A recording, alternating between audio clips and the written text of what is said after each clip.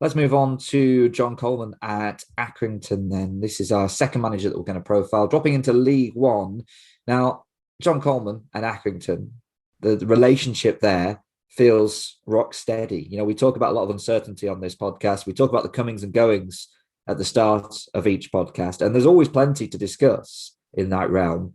But it feels like we won't be discussing John Coleman leaving Accrington anytime soon because he's doing such a fantastic job. And he always talks about how he doesn't want people to say Little Accrington, and he doesn't want people to look at them and think they're a non-league club punching above their weight. But given the resources that he has, you have to say, without being patronising, he's doing a fantastic job. Oh, absolutely, yeah. And it's one of those that you want to see continue for many more years to come, because I don't see why it shouldn't now. I think he's had his moment, he's had his moment in his Accrington career where he went to Rochdale and where he wanted to try, and try something new and see what life was like on the other side. And I mean, we're talking about stepping up to go to Rochdale. So it kind of explains it in itself. But the fact that he went to Rochdale and actually, by his own admission, struggled to walk into a new dressing room and not, have to convince people in advance. We've just talked about Nigel Pearson and relationship dynamics and organisation of people and those kinds of things. I think for John Coleman, that's a blind spot. And I think it can be very intimidating to walk into somewhere new where you're not the main man and start all over again, and have to convince people along the way. So I think he is just tailor-made for Accrington. It just works. And one of the most phenomenal statistics, I think, in football in general is, I don't know exactly what the statistic is right now, 17 or 18 seasons in charge of Accrington. I think there's been only one season when they haven't improved on the position or points total from the season before. It's like continuous progress. Might be 2 seasons now, but it's an extraordinary record. When you go and plot it, list of Accrington Stanley seasons on Wikipedia, it's remarkable, where you see where they've come from. But it's not just been, 2 steps forward, 1 step back. It's been continual progress. And, we're talking about a team that didn't look out of place in the playoff places for much of this season until the pressure came along. And Coleman talks about little old Accrington and he doesn't want to be labelled with that tag. But I also think there is an element of self-fulfilling prophecy that they get into the top 6. It's like, whoa, hang on. And Coleman was quick to point this out earlier this season, that his players didn't enjoy certain matches when they were favourites, when they kind of went into a game understanding that they were the favourites. So I remember Wigan away, they lost 4-3. Was a prime example when Wigan were really in trouble at the start of the season. So, yeah, these are the dynamics going forward that are the interesting ones with Accrington. Just how much further can they keep punching year on year? You're absolutely right about the favourites thing. I have a general rule when betting on Accrington that if they are odds on or close to odds on, I'm not going near them. But if they're 2-1 or bigger, then I'm tempted. I'm very tempted. And of course, against Portsmouth on the final day of the season, giving the bigger boys or the so-called bigger boys in League One a real game this season. They've upset so many teams along the way, Accrington. I saw someone reel off a list of their successes. They beat Oxford as they were hunting for the playoffs. They had Blackpool to a draw as well. And they gave Peterborough a fright too. They're just so good at, I guess, taking the game to those sides that are expected to win. But the example you gave there against Wigan, there was another one where they were 7-10 home favourites against Northampton earlier in the campaign, and they could only draw 0-0. Clearly, as you say, Coleman doesn't want this tag, but they thrive when they're unfancied. And you kind of need them to be the side who make that late run for the playoffs if they're going to get there at any point. They need to start sort of early April, put together a 10-game run and crash the playoffs, as opposed to be sitting there and being the ones to be shot at, don't they? Yeah, quite possibly. Yeah, and I think we talk about culture, and I think the culture and self-fulfilling prophecies, the culture develops itself. If the manager doesn't develop that side of the culture, he's only aware and observes what's going on and explains these things, then this is the kind of culture that has developed now, that they don't enjoy being favourites, they love being underdogs. As it's likely to do, and we've seen it play out in these last few weeks. It's the story of their season. They got close to the top 6. They thoroughly deserved to be in that top 6 when they got there. And as soon as they got there, performances dropped off a cliff and, the results started to take a nosedive. I wouldn't say performances dropped off a cliff, but those fine margins in games suddenly started going the other way. And they started, potentially losing concentration a bit more. And then at the end of the season, we've got this block of games now, like you say. They've not been involved in the playoff race, but they've probably had a bigger say of anybody of who ended up in those playoffs come the end of the season. Because all these teams, had to come up against Accrington at a crucial time in their own season. And when you're thinking, is this team on the beach? Should this be a straightforward game? The mid-table. Accrington proved they're still top six material on their day. When they play with the freedom, no better example than beating Portsmouth away on the final day when it really mattered most to Portsmouth. But coming 10 days or so after taking a 2-0 lead against Portsmouth and pegging them back in the 95th minute to a 3-3 draw. A 3-3 draw at Sunderland. It's like literally a succession of matches against teams who really needed results. And Accrington are like, no chance. We're as good as you are, even though we haven't got to play for what you have. I think it's fair to say that Accrington will never, ever visit the beach. I think we can pretty much say that. We have to mention recruitment when it comes to John Coleman, because I'm led to believe that he does most of it himself. He certainly does most of the scouting. I know they don't have a scouting network. He's spoken before about how he goes about it, basically watching a load of football matches, visiting non-league grounds, talking to the people that are involved. And he said, basically asking about what kind of character is this? What kind of family do they come from? Would they be willing to, to move halfway across the country? How do they approach each game? What's their work-life balance like? He asked all these questions to try and find out more about the individual and their mindset. And yeah, he pretty much does it all solo. Yeah, and he's basically, recruitment is obviously a huge part of the job that he's got to do there because of the budget and stuff like that. And it's funnily enough, I find that when I look down the years, his recruitment's been very hit and miss, but the hits are real hits. And I guess that's the nature of the beast of the market is that, not every transfer is going to work out, but he looks for continuity in his team selection. And, there's this real sort of, players, when they sign for John Coleman, know that if they perform, they're going to be getting the best part of 46 games a season. There's not going to be too much chopping and changing. You are going to get a rock solid sort of, experience of playing at that level. And he's even talked in recent weeks more and more now that the pool of players that's becoming open to him and the even potentially might be bigger clubs, loan players and stuff like that. But there's a lot more interest in Accrington to be taken seriously now as actually this is a place I can go to further my career. So yeah, it's an interesting dynamic because he does, I think he is searching for that potential continuity in a player. It's not just about bottom line ability. It is about stability. It is about will the player willing to move to the area? What's the family background like and stuff like that? Because he doesn't want players to be a flash in the pan and then the something unsettles them and be away from the pitch and whatever reasons players can up and down in their form. He wants to be able to develop players, and he does it a lot through video analysis and what he calls guided discoveries. He does these guided discovery sessions where, he basically sits down with a player, puts together a sequence of clips, and then they have a conversation about it, and it's player-led. The players have to find the answers to their own problems. It's not Coleman just telling them what to do. And I think that's a big part of it as well, is understanding what types of players take well to this kind of development, because I think it's quite unique the way he goes about it.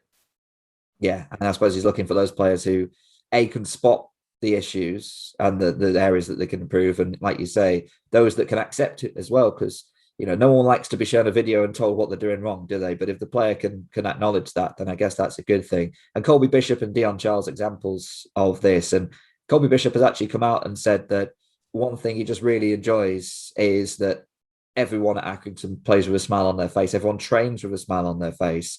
And he's talked about sort of the banter between the management staff and the players as well. He just said they make everyone feel like they're having a good time on a day-to-day basis. They work hard, they train hard. There's no getting away from that, but everyone does it. And, at the end of the day, has a smile on their face. And that's what's important about playing for Accrington.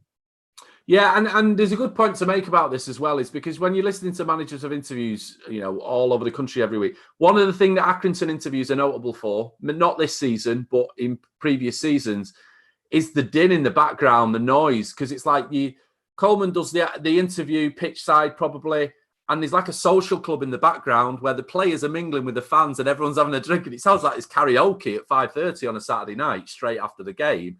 And all sorts going on. You can just hear all this background noise, and everyone seems to be having a whale of a time while Coleman's doing his post-match interview.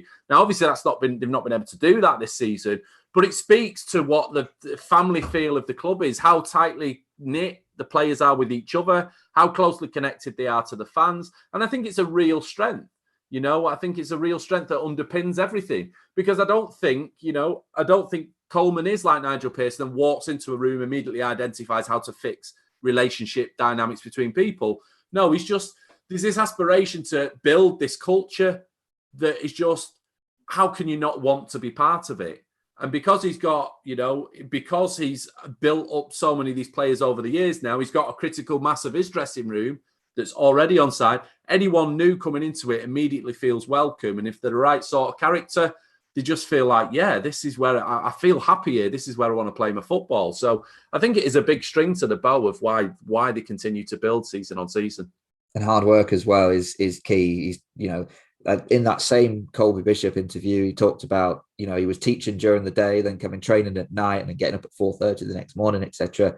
And Michael Nottingham as well, who was signed from Blackpool, was only discovered late on, but he was traveling, miles each day to come and play, and then was involved in activities after as well. These are players who not only want to work hard on the pitch and on the training ground, they're often juggling other responsibilities. They're often doing stuff in the community as well. And John Coleman clearly wants players who are going to not necessarily, exhaust themselves, but are going to be relentless and not going to settle for, a cushy lifestyle of a 2-hour training session and then rest for the remainder of the day. Yeah, I think it's groundedness and just context of what the careers could look like otherwise. I think there's a lot of gratitude in the dressing room for the benefits of what it means to play for Accrington. We talk about the fact that you get so many games a season, you get the way that, the seasons build year on year for the team, but the seasons build year on year for the player. There's barely a single player that's ever, put in 50 plus appearances for Accrington that hasn't got better as a player year on year and hasn't improved through Coleman's methods of development. It's very reinforced, everything that they're doing. So I think there is gratitude on behalf of the players and a genuine understanding that my life and my career could be so much different if it wasn't for this club. So let's not turn our noses up at only playing for Accrington on so many pounds a week and this club with a small budget. There's a lot to be grateful for. And I think because there's that, groundswell of gratitude throughout the dressing room, then, it speaks volumes on the pitch in terms of, the fact that they're not on the beach at the end of the season and they're just happy to be out on the pitch playing with each other in games that to the outside seem meaningless, but to them, they want to throw a spanner in the works of as many teams as possible. Yeah, and his coaching staff as well. He puts a lot of, reliance on Jimmy Bell, but he's also talked about John Doolan, who's former Doncaster and Blackpool midfielder, who he's developed. And John Coleman talks about how he's become one of the best coaches he's ever seen in the last few years. And Coleman has worked to nurture him and help him, come up to this level. So clearly not just putting that faith in the players, but Coleman making sure that his coaching staff are also the right characters. Yeah, and I do think, again, it's back to continuity. I think if Coleman was the sort of manager, I mean, you could say Accrington are almost a case study of what happens to a manager when they don't go on the merry-go-round.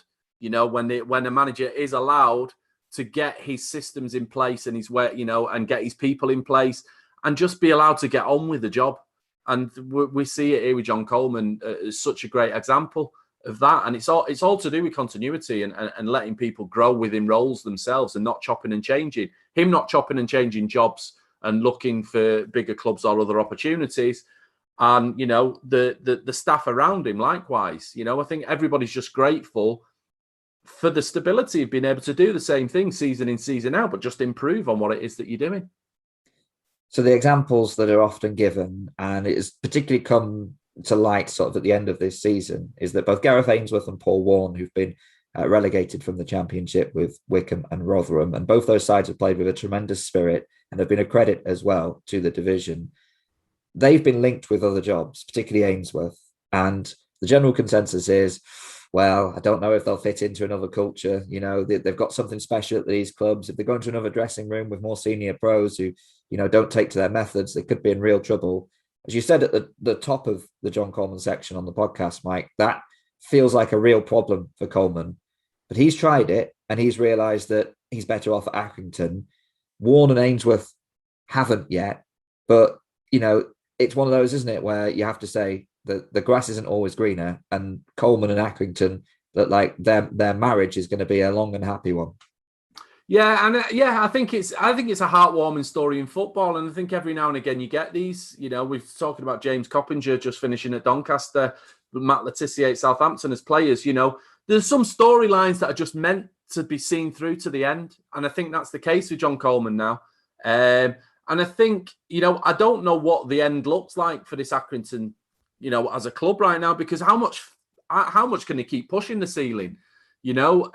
But it's fascinating to see where it could go. You just want it to continue for as long as possible, because, you know, I think with Coleman, from his perspective as himself, you know, he said numerous times now that, you know, the grass isn't always greener, and I understand what I'd have to deal with if I ever did try to take on another job at another club. I think if it ever did happen, it would come naturally.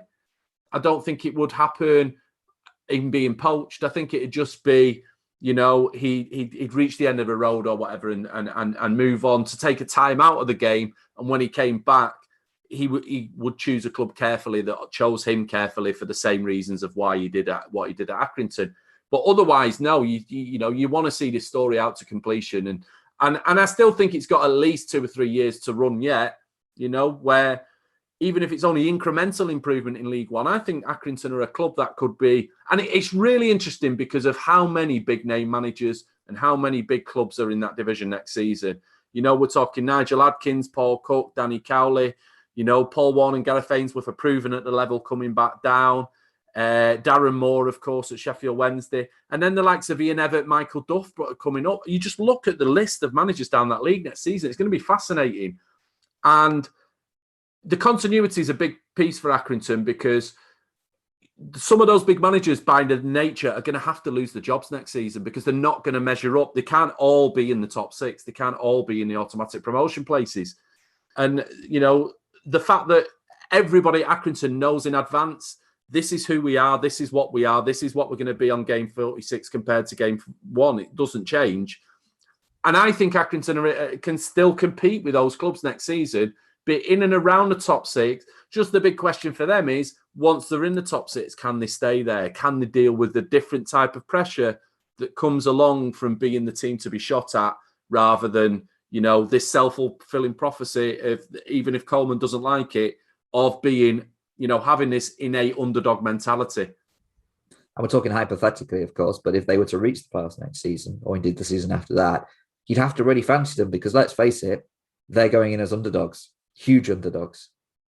Yeah, well, that's it. They'd certainly revel in that case, in that type of scenario. And I mean, we can see the parallels between League 2 and League 1. You know, this is all a very similar story that Accrington are going on now, compared to when they were in League 2, when they were knocking on the door, couldn't quite get into the playoffs. They had a failed playoff campaign, and then they came, but then they kind of, the one of the seasons they did regress, they dropped back into mid-table. Following year, shot up as champions with Billy Key's goals. So that's kind of, you know, that's the parallel they're working to in League 1. Who knows? Maybe we could have a one-season setback, and then they just suddenly shoot for the stars, and once a good thing gets going, then they might be capable of automatic. But can they break into the top 6 next season, though, is the big question. It's a huge question, and we will see. This time next year, Mike, we'll be sitting here and we may well be reflecting on a potential playoff campaign for Accrington Stanley, and we'll watch their recruitment as well with great interest over the course of the summer, I'm sure. Actually, just before we finish, just wanted to ask an additional question. If John Coleman is going to non-league grounds and recruiting, he's not been able to do that this season. So do you think we'll see a far I guess, a far quieter summer transfer window for the club this summer? It's a really interesting point, actually. Yeah, I hadn't thought of that. What I would say is that my first impression would be we should expect a different transfer window, which might mean more loan players from development clubs and stuff like that. And might mean, yeah, I mean, Coleman's already talked towards the end of this season that he's already getting whispers through the back channels. It's a higher caliber of player now is interested in playing for Accrington, and so they should be. And it's just about can they meet wage demands of certain players. But that is a club you want to go and play for. If you're, 23, 24 years old and want to be developed and want to go and play football, want to play 40 games a season in League One, this should be. We've all had a season now with no crowds in, and all understand. It's about how players can develop in the football sense. Going to Accrington's been the same as going to anywhere else. And you realise when you take the fans out of the equation, you're actually seeing this club that's, might not be a bad place for me to go and develop my career. So we might see a very different transfer window this time around. We might see a few more names that we've never seen before.